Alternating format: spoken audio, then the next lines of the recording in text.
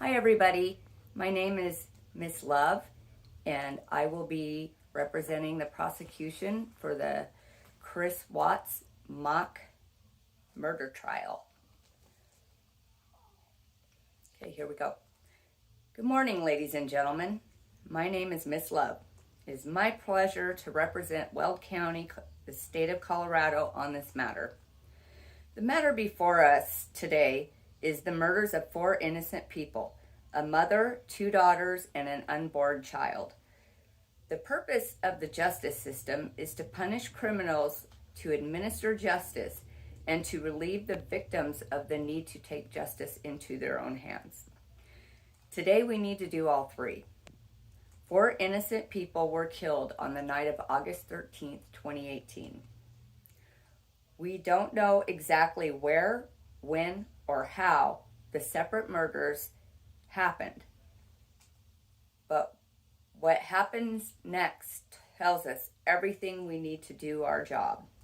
We know that Chris Watts killed them all because he forced the bodies of his baby girls through an 8-inch metal hole in a tank full of instantly lethal crude oil. The defense will have you believe that Mr. Watts was a loving, affectionate father. Does a loving, caring, affectionate father do that to the carcasses of his children? We know that Chris Watts killed all of them because shortly after the murders, he was seen on television pleading with the public for the return of his family. He did so with a smile on his face, while smirking. Does a loving, caring, affectionate father smirk on TV about the thought of his dead family? What we know is that Chris Watts killed them because he pled guilty. Guilty to killing all of them in a court of law. Does a loving,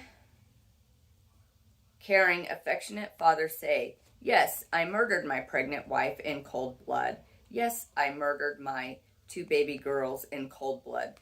Finally, what we know is that Chris Watts killed them all because he told us he did. He admitted guilt. He told us exactly how he did it, where he did it, why he did it, and when he did it. Does a loving, caring, affectionate father make a detailed, elaborate hoax story about how he brutally murdered his baby daughters in the most callous way possible? What kind of father does that? The defense will argue with this and try to have you believe that this can be all explained by psychological mumbo jumbo. They will use big words to try to confuse you. No big words are needed to understand the plain and simple reality before us. This man acted like a stone-cold killer. The job before us today is no easy one.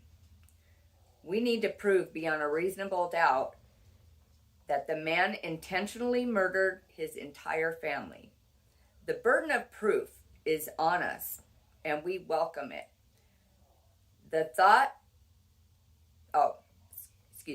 Throughout the course of this trial, we will review exactly how Chris killed his family. We will review the testimony of his friends and neighbors. We will examine interrogation footage. We will carefully describe exactly what Chris did when the bodies of his dead children. We will share with you all the steps we took to reach our final conclusion that this man killed his entire family. And we welcome you to reach this level of confidence as well. Thank you for listening.